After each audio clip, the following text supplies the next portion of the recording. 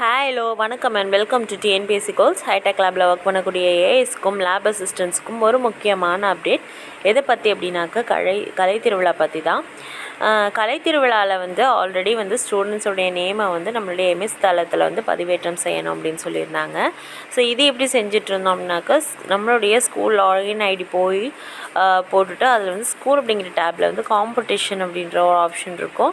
அதில் போயிட்டு கலை திருவிழா அப்படிங்கிறத செலக்ட் பண்ணிவிட்டு நம்ம யாரெல்லாம் ஸ்டூடெண்ட்ஸ் ஸ்கூல் லெவலில் பார்ட்டிசிபேட் பண்ண போகிறாங்களோ அவங்களுடைய நேம்ஸ் எல்லாத்தையும் பதிவேற்றம் செஞ்சுட்டு இருந்திருப்போம்.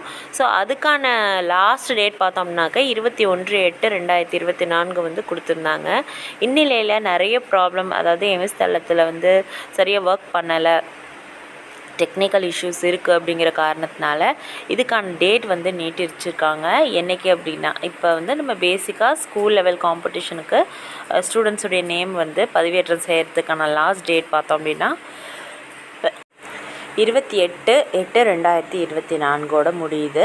ஸோ இதுக்கான போட்டிகள் இப்போ இந்த பேசிக்காக அந்த ஸ்கூல் லெவல் போட்டிகள்லாம் என்னையிலேருந்து நடக்கும் அப்படின்னாக்கா 29/8/2024 10/9/2024 வரைக்கும் நமக்கு கொடுத்துருக்காங்க. செப்டம்பர் மாதம் 10ஆம் தேதி வரைக்கும்.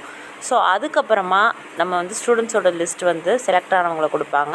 அதை நம்மளுடைய எம்எஸ் தளத்தில் பதிவேற்றம் செய்கிறதுக்கான கடைசி நாள் பார்த்தோம் அப்படின்னாக்கா 12/9/2024. ஸோ நம்ம பேசிக்காக ஸ்கூல் லெவல் காம்படிஷன் நடத்துறதுக்கு அவங்களுடைய நேமை எம்எஸ் தளத்தில் பதிவு செய்யக்கூடிய கடைசி நாள் 28/8/2024. அதில் செலக்ட் ஆன மெம்பர்ஸ் ஏற்றுறது 10/9/2024. ஸோ இந்த ரெண்டு முக்கியமான டேட்ஸை மறந்துடாதீங்க.